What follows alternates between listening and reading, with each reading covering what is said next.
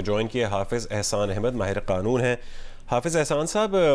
2020 में फराह गोगी 950 मिलियन रुपए के असासों को खुद तस्लीम कर चुकी हैं, लेकिन इसके अलावा उनके गैर ज़ाहिरी लेकिन मिल्कियती असासे 3825 मिलियन रुपए हैं। तो क्या कानूनी कार्रवाई इनके खिलाफ हो सकती है? बिस्मिल्लाहिर्रहमानिर्रहीम। बुनियादी तौर पे तो ये रिस्पॉन्सिबिलिटी नेशनल अकाउंटेबिलिटी ब्यूरो की है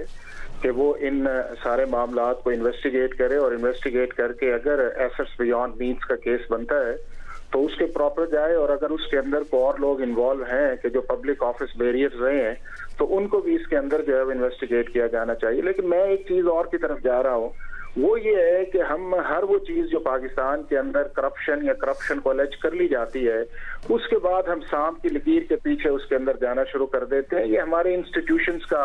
और जिस मकसद के लिए हमारे इदारे बने हैं, लॉ इन्फोर्समेंट एजेंसीज का और स्पेशली नेशनल अकाउंटेबिलिटी ब्यूरो का, ये काम होना चाहिए कि जब गवर्नमेंट के अंदर ये सारे लोग मौजूद हों या गवर्नमेंट के अंदर इन लोगों के कॉन्टेक्ट्स हों तो उस वक्त एक प्रोएक्टिव अप्रोच करें कि जब आपको पता है कि अनयूजुअल ट्रांजैक्शंस हो रही हैं बैंक्स के जरिए, या आपको पता है कि आपके पास रिपोर्ट्स आ रही हैं कि इस तरह की चीजें हो रही हैं, तो उसी वक्त उसके अंदर अगर रिएक्शन की जाए और लॉ को उसी वक्त फील्ड के अंदर लेके आया जाए तो उसके बाद ये है कि इस मुल्क के अंदर आइंदा लोग करप्शन से डरेंगे। अब होता ये है कि जब आप एक प्रोसेस के अंदर चल रहे होते हैं, गवर्नमेंट के खिलाफ बोलने की आपको जरूरत नहीं होती, या गवर्नमेंट की मशीनरी इस वक्त तक विम्स के ऊपर चल रही होती है कि जिसकी वजह से हमारे जो इंस्टीट्यूशंस हैं वो सब सर्वियंट की तरफ चले जाते हैं, और उसके बाद फिर एक रिजल्ट आता है और रिजल्ट ये आता है कि हमें पता चलता है कि हमारे मुल्क के अंदर जो है वो इतने बिलियंस का नुकसान जो है वो हमारे पावर सेक्टर में चला गया है, इतने बिलियंस का नुकसान जो है वो हमारे इसके अंदर चला गया है, जो आपके डेवलपमेंट सेक्टर्स है इतने बिलियंस के अंदर जो है लोगों ने करप्शन कर ली है। तो उसके अंदर ये है कि जो एक डेटरेंस स्ट्रेटजी है, और अभी भी नेशनल अकाउंटेबिलिटी ब्यूरो को ये काम करना चाहिए, तो नेशनल एंटी क्राइम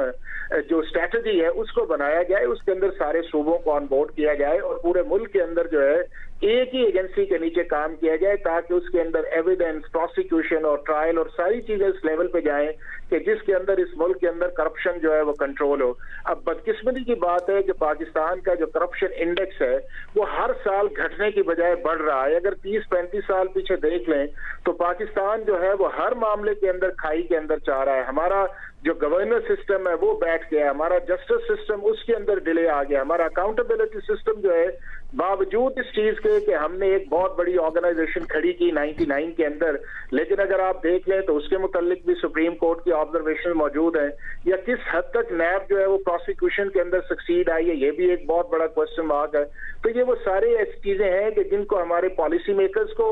लगाते हुए ये देखना चाहिए कि हम कौन से बंदे इन इंपॉर्टेंट इंस्टीट्यूशंस के अंदर लगा रहे हैं तो जो ना सिर्फ इस मुल्क के अंदर ईमानदारी से काम करेंगे, ट्रांसपेरेंसी लेके आएंगे, बल्कि इस मुल्क के अंदर जो बंदे या लोग इस काम के अंदर मुलव्वस होंगे उन्हें बिला खौफ जो है उनको पकड़ेंगे भी, उनको इन्वेस्टिगेट करेंगे, प्रोसिक्यूट करेंगे और उसके बाद ट्रायल करेंगे। अगर आप इस तरह की चीजें इस तरह चलाते रहेंगे तो अगले 10 साल के बाद भी आपको ये देखेगा कि जब भी कोई गवर्नमेंट जाएगी उसके बाद इसी तरह की स्टोरीज आएंगी और वो स्टोरीज किसी हाथ तक रहेंगी, और फिर उसके बाद जो अगली चीज जाएगी वो बड़ी इंपॉर्टेंट आएगी कि लोग बाहर चले जाएंगे। और हमने अब पिछली जो नैब अमेंडमेंट्स थी उसके अंदर भी हमने डाल दिया कि हम दुनिया के किसी मुल्क के साथ म्यूचुअल लीगल असिस्टेंस नहीं करेंगे। तो ये सारे लूप होल्स हैं जिससे एड्रेस करने की जरूरत है, और पाकिस्तान ट्रांसपेरेंसी, पाकिस्तान अकाउंटेबिलिटी और पाकिस्तान जो है फेयर गवर्नमेंट के बगैर जो है वो आगे बिल्कुल नहीं बढ़ सकता। और इकोनॉमिक स्टेबिलिटी और पॉलिटिकल स्टेबिलिटी या रूल ऑफ लॉ के लिए हमें इस मुल्क के अंदर अक्रॉस द बोर्ड ट्रांसपेरेंसी और अकाउंटेबिलिटी चाहिए।